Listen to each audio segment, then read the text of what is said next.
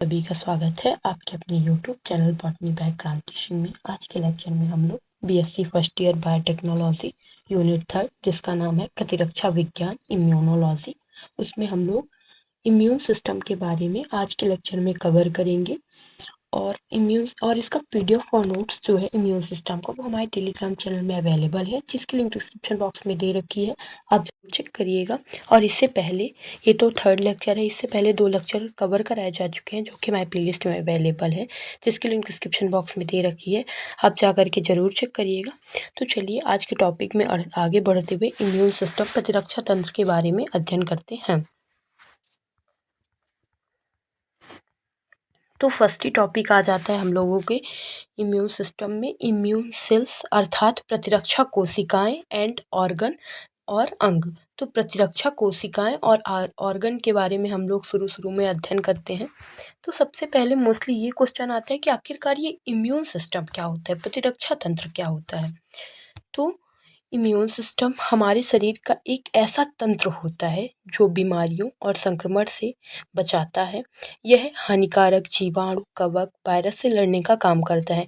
तो immune system हमारे शरीर का एक तंत्र होता है, ऐसा तंत्र होता है जो हमको कभी बीमारी हो गई, कोई संक्रमण हो रहा है, तो उससे बचाने के लिए हमारा इम्यून सिस्टम कार्य करता है, हमारा प्रतिरक्षा तंत्र कार्य करता है।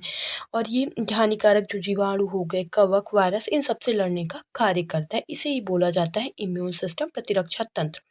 तो प्रतिरक्षा तंत्र का संगठन, अर्थात आप लोगों ने सुना होगा संगठन क्या होता है, कोई लक्ष्य प्राप्ति के लिए किसी का समूह होना, वही संगठन कहलाता है। तो प्रतिरक्षा तंत्र, इम्यून सिस्टम का जो संगठन होता है, वो किस किस चीज़ से मिलकर के बना हुआ होता है। तो सबसे फर्स्ट है प्राइमरी ऑर्गन अर्थात प्राथमिक अंग। ये वे अंग होते हैं जहाँ प्रतिरक्षा कोशिकाओं का निर्माण और परिपक्वता होती है। ये ऐसे अंग होते हैं जहाँ पर हमारी इम्यून सेल्स जो पाई जाती हैं उनका निर्माण होता है, उनका जन्म होता है और वहाँ पर वो परिपक्व होती हैं। तो ये प्राइमरी ऑर्गन कौन कौन से होते हैं, एक तो बोन मैरो, अस्थि मज्जा, और दूसरा होता है थाइमस। तो हमारा प्राइमरी ऑर्गन कौन कौन सा है, बोन मैरो और थाइमस। तो बोन मैरो में बी सेल्स एवं टी सेल्स का निर्माण होता है। बी सेल्स और टी सेल्स के बारे में हम लोग पहले पढ़ चुके हैं। तो बी सेल्स और टी सेल्स का निर्माण होता है कहाँ पर, बोन मैरो में होता है। और बी सेल्स का परिपक्वन तो बोन मैरो में होता है, लेकिन टी सेल्स का परिपक्वन बोन मैरो में ना होकर के थाइमस में होता है। आप यहाँ पे एक शॉर्ट ट्रिक भी याद कर सकते हैं, जैसे हमारा प्राइमरी ऑर्गन क्या होता है, बोन मैरो और थाइमस। ये याद रखिए कि जो बी और सी टी सेल्स होती हैं वो दोनों उत्पन्न तो बोन मैरो में होती है, लेकिन जो टी सेल होती है, क्योंकि टी सेल्स के प्रथम में क्या आता है, टी आता है, तो बाद में आगे चलकर कहाँ परिपक्व होती है, थाइमस में। और चूंकि बोन बी सेल्स में बी आता है तो कहाँ परिपक्व होती है, बोन मैरो में। तो इससे आपके माइंड में बैठ जाएगा, आपको याद रहेगा। तो ये प्राइमरी ऑर्गन हो गए, बोन मैरो और थाइमस। फिर सेकेंडरी ऑर्गन क्या होते हैं, ये क्या कार्य करते हैं। तो ये वो अंग होते हैं जहाँ प्रतिरक्षा कोशिकाएं संक्रमण से लड़ने के लिए सक्रिय होती हैं। अब वहाँ पर तो निर्माण हो गया, परिपक्व हो गई, अब ये प्रतिरक्षा कोशिकाएं जो होंगी, अब इनको लड़ना भी तो है वायरस से, जीवाणु संक्रमण से, तो उसके लिए इनको सक्रिय भी तो होना पड़ेगा। तो ये सेकेंडरी ऑर्गन का काम होता है, प्रतिरक्षा कोशिकाएं जो बी और टी सेल्स होती हैं उनको सक्रिय करने के लिए। तो सबसे पहले जो ये सेकेंडरी ऑर्गन में आता है वो लसिका ग्रंथियाँ आती हैं, यह रोगाणुओं को नष्ट करने का कार्य करती हैं। दूसरा प्लीहा, जिसे इंग्लिश में स्प्लेन बोला जाता है, ये आरबीसी को नष्ट करने का कार्य करता है, रेड ब्लड सेल्स का नष्ट करने को कार्य करता है। इसको आरबीसी, रेड ब्लड सेल्स का कब्रिस्तान भी कहा जाता है, स्प्लेन प्लीहा को। फिर आ जाता है टॉन्सिल एडिनोसाइट्स, तो ये बैक्टीरिया और वायरस को रोकने में मदद करता है। फिर एक आ जाता है चौथा म्यूकस झिल्लियाँ, ये पाचन, श्वसन और मूत्र मार्ग में रोगाणुओं को रोकने का कार्य करती है। तो ये हमारे सेकेंडरी ऑर्गन्स होते हैं और उनके कार्य हो गए। फिर थर्ड क्या होता है, इम्यून सेल्स कौन सी होती है, प्रतिरक्षा कोशिकाएं क्या होती हैं। तो सबसे पहली होती है डब्ल्यूबीसी जो होती है संक्रमण से लड़ने का कार्य करती है, वाइट ब्लड सेल्स। फिर दूसरा होता है फैगोसाइट्स, रोगाणुओं को निकाल कर नष्ट करते हैं। फिर ये थर्ड होता है लिम्फोसाइट। लिम्फोसाइट कौन कौन सी होती हैं, टी लिम्फोसाइट और बी लिम्फोसाइट होती हैं। टी लिम्फोसाइट क्या होती हैं, संक्रमित कोशिकाओं को नष्ट करने का कार्य करती हैं, और बी लिम्फोसाइट्स जो होती हैं वो एंटीबॉडी का निर्माण करती हैं। तो इम्यून सेल्स कितने टाइप्स की होती हैं, डब्ल्यूबीसी, वाइट ब्लड सेल्स और फाइगोसाइट्स और लिम्फोसाइट, टी लिम्फोसाइट्स और बी लिम्फोसाइट्स। फिर अब पढ़ लेते हैं टाइप्स ऑफ लिम्फोसाइट, उनकी फुल डिटेल ले लेते हैं। तो टाइप्स ऑफ लिम्फोसाइट, तो लिम्फोसाइट मुख्यतः दो प्रकार की होती है। लिम्फोसाइट कितने प्रकार की होती है? दो प्रकार की होती है। फर्स्ट होती है टी लिम्फोसाइट्स, या उसे हम लोग टी सेल्स भी बोल सकते हैं, और दूसरी होती है बी लिम्फोसाइट, उसे हम लोग बी सेल्स भी बोल सकते हैं। तो टी लिम्फोसाइट्स अभी आगे ही पढ़ के आ रहे हैं हम लोग कि टी लिम्फोसाइट्स जो होती है उसका जन्म तो होता है अस्थि मज्जा में, बोन मैरो में, लेकिन वो परिपक्व थाइमस में होती है। टी कोशिकाओं के प्रकार, उनके कार्य अब हम लोग पढ़ेंगे। ये तो हो गए लिम्फोसाइट्स। अब टी कोशिकाओं के भी तो प्रकार होते हैं और होंगे, उनके कुछ कार्य होते होंगे। तो सबसे फर्स्ट आ जाती है हेल्पर टी सेल। अब इसमें हेल्पर ही आ रहा है, हेल्पर अर्थात सहायता करना। तो ये हेल्पर टी सेल्स जो होगी किसी न किसी चीज़ में तो सहायता ही प्रदान करेगी।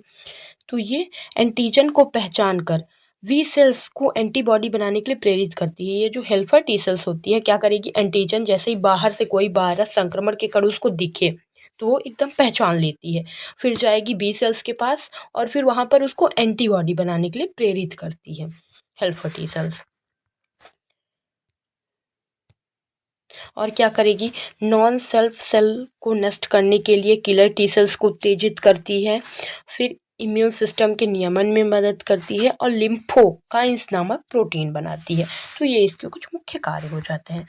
फिर बी नंबर आ जाती है साइटोटॉक्सिक टी सेल्स, सीधे संक्रमित कोशिकाओं पर हमला करती हैं। अगर ये साइटोटॉक्सिक टी सेल्स हैं, इनको संक्रमित कोशिकाएं दिख गई हैं कहीं पे तो सीधा जाके हमला करती हैं। ये किसी को उत्तेजित करने नहीं जाती कि कुछ भी करने जाए, डायरेक्ट जाके हमला करेंगी। ये प्रोटीन का श्रावण करती हैं जो सीधे रोगजनक कोशिकाओं की झिल्ली में छेद कर देता है, जिससे वो नष्ट हो जाते हैं।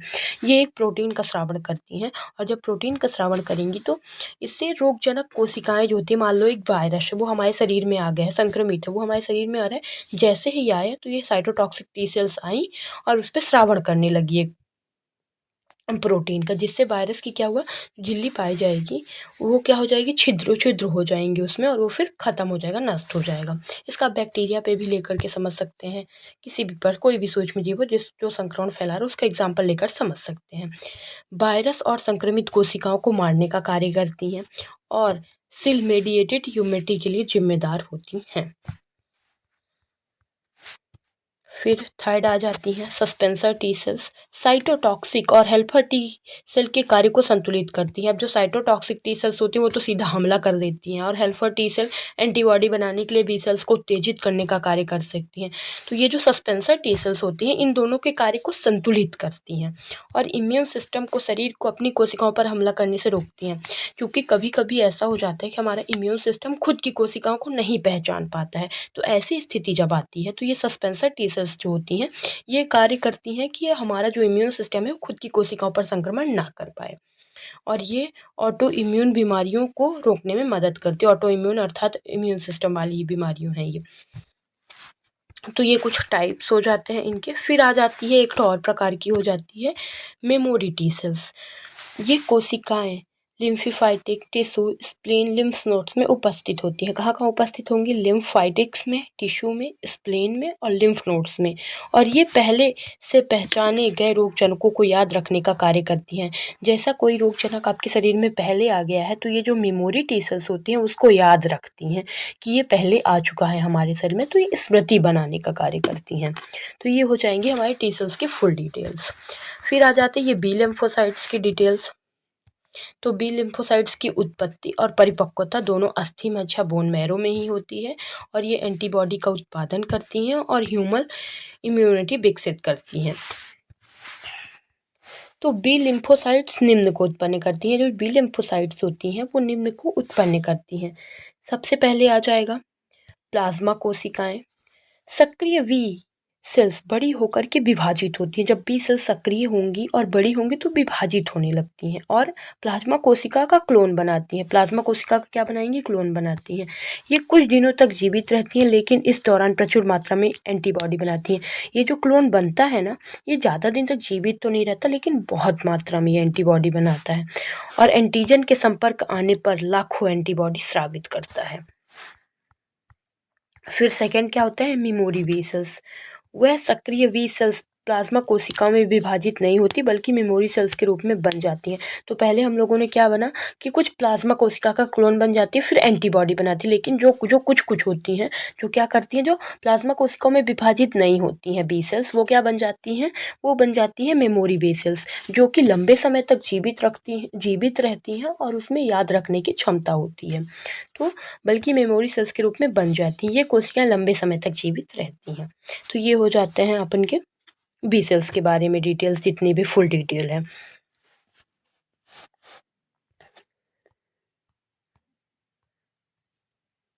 अब इसके बाद हम लोग पढ़ेंगे antigen presenting sales. Antigen presenting sales APCS, ये एंटीजन प्रेजेंटिंग सेल और इसको APCS बोला जाता है। ये वे स्पेशल कोशिकाएं होती हैं। ये कैसी होती हैं कि स्पेशल कोशिकाएं होती हैं जो शरीर के इम्यून सिस्टम में एक महत्वपूर्ण भूमिका निभाती हैं। ये बाहरी हानिकारक पदार्थों को पहचान कर प्रतिरक्षा प्रणाली को उनके खिलाफ प्रतिक्रिया देने में मदद करती हैं। तो ये जो एंटीजन प्रेजेंटिंग सेल होती हैं, एंटीजन प्रेजेंटिंग अर्थात उपस्थिति, एंटीजन की उपस्थिति बताने वाली सेल्स, इसके नाम से ही समझ में आ रहा है कि एंटीजन की जब उपस्थिति होगी तो उसको बताने वाली सेल्स होंगी। तो एक विशेष प्रकार की सेल्स होती हैं, जैसे कोई एंटीजन बाहरी कारक जैसे कि वायरस हो गया, सूक्ष्मजीव हो गए, जीवाणु, बैक्टीरिया, कुछ भी हो गया हमारे शरीर में आता है। तो ये जो एंटीजन प्रेजेंटिंग सेल होती हैं, ये हमारे इम्यून सिस्टम को तुरंत बताती हैं जा करके एकदम सीधा कि हमारे शरीर में एंटीजन आ गया है। तो हानिकारक पदार्थों को प्रतिरक्षा खिलाफ प्रतिक्रिया देने के लिए मदद करती हैं। और इनके मुख्य प्रकार कौन कौन से होते हैं? तो फर्स्ट है मैक्रोफेज, सेकेंड है बी सेल्स और थर्ड है डेंड्राइट कोशिकाएं। विशेषताएं क्या होती हैं इसमें? ये क्लास सेकेंड MHC प्रोटीन को सतह पर प्रकट करती हैं, जिससे इम्यून सिस्टम इन्हें पहचान सकते हैं। और ये एक को स्टिमुलेटरी सिग्नल प्रदान करती हैं जो हेल्पर टी को सक्रिय करने के लिए आवश्यक होता है। अब इसमें माइक्रोफेज पढ़ते हैं। माइक्रोफेज क्या होता है? माइक्रोफेज एक प्रकार की फैगोसाइटिक कोशिका होती है जिसका काम शरीर में घूम घूम कर हानिकारक बैक्टीरिया, वायरस, मृत सेल्स को खाना होता है। माइक्रोफेज पूरे शरीर में ढूंढेगा कि कहाँ पर ये हानिकारक पदार्थ, बैक्टीरिया वगैरह है, और जैसे ही मिल जाएगा उसको तुरंत खा जाता है। और ये पूरे शरीर में पाई जाती है और बचाव की पहली पंक्ति होती है। ये MCQ में पूछ सकता है कि बचाव की पहली पंक्ति कौन सी होती है, तो ये माइक्रोफेज होती है। रक्त में मोनोसाइट्स के रूप में, ऊतक में हिस्टोसाइट्स के रूप में, और लीवर में, स्प्लीन, लिम्फ नोड्स और थाइमस में ये पाया जाता है। फिर ये जो फैगोसाइटिक्स होते हैं उसके 4 चरण होते हैं। सबसे पहले क्या होगा? कीमोटैक्सिस होगा। इसमें फैगोसाइट संक्रमण वाली जगह में पहुंचता है। फैगोसाइट्स की ये चरण है, कैसे वो कार्य करता है, कैसे कोशिकाओं को निगल जाता है। सबसे पहले क्या करेगा? कीमोटैक्सिस प्रक्रिया होगी। इसमें ये फैगोसाइट्स जो होंगे, संक्रमण जहाँ पे फैल रहा है उस जगह पर जाएंगे। फिर क्या करेंगे? अटैचमेंट करेंगे।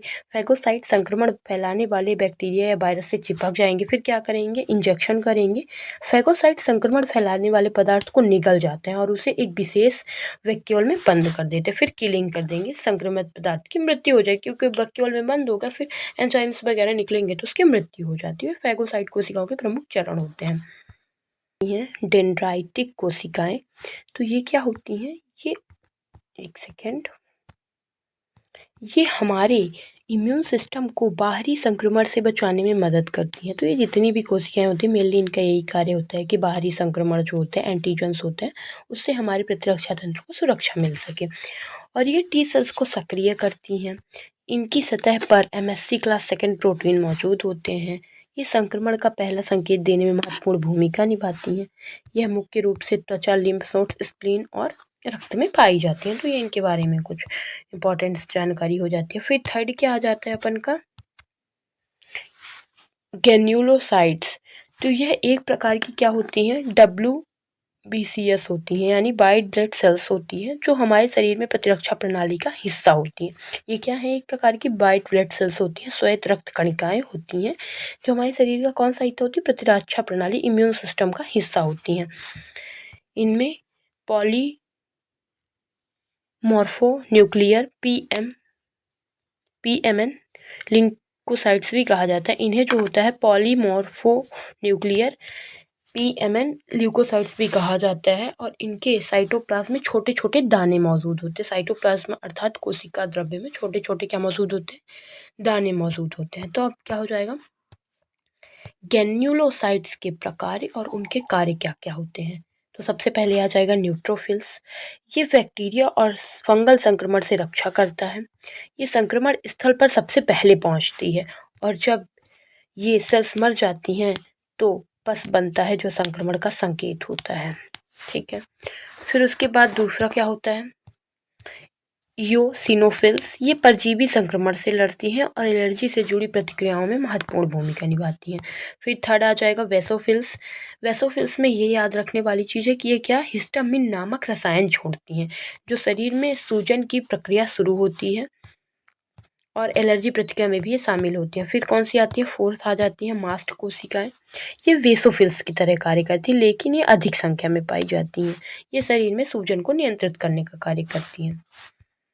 इसमें समझाने वाली मोस्टली कोई चीज़ ही है ही नहीं, बस आप लोग इसको देख लेंगे, एक बार आप लोग रिवाइज कर लेंगे तो आपको अच्छे से बनने लगेगा, क्योंकि समझता तो पूरा वैसे ही है।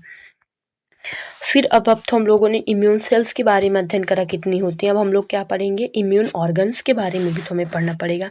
इम्यून ऑर्गन अंग जो जो होते हैं, सबसे पहला लिम्फॉइड अंग।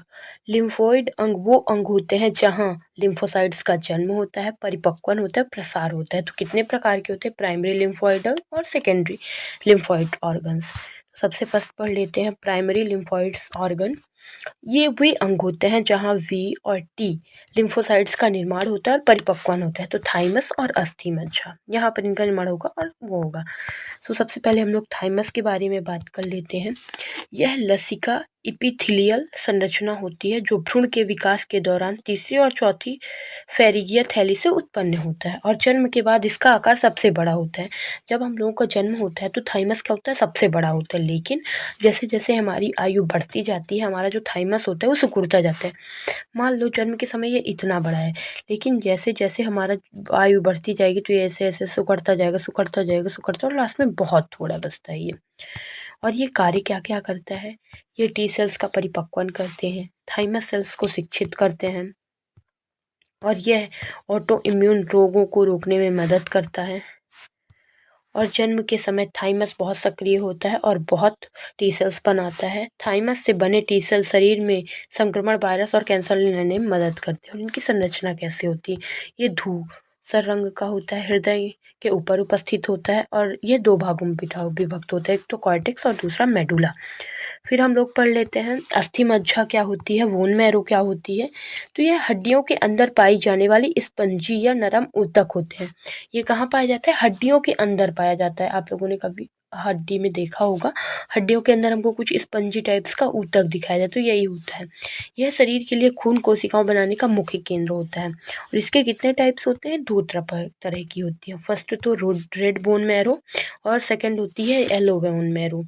तो इनके बारे में पढ़ लेते हैं हम लोग रेड बोन मैरो के। रेड बोन मैरो जो होती है वो कहाँ पर पाई जाती है, कोशिकाओं एकदम किनारे में पाई जाती है, जबकि येलो बोन मैरो बीच में पाई जाती है। और रेड बोन मैरो जो होती है वो आर बीसी बनाती है, रेड ब्लड सेल्स का निर्माण करती है, जबकि येलो बोन मैरो जो होती है वो वाइट ब्लड सेल्स का निर्माण करती है। ये रेड कलर की होगी और ये येलो कलर की होगी, ये मुख्यतः बीच में पाई जाती है, ठीक है ना।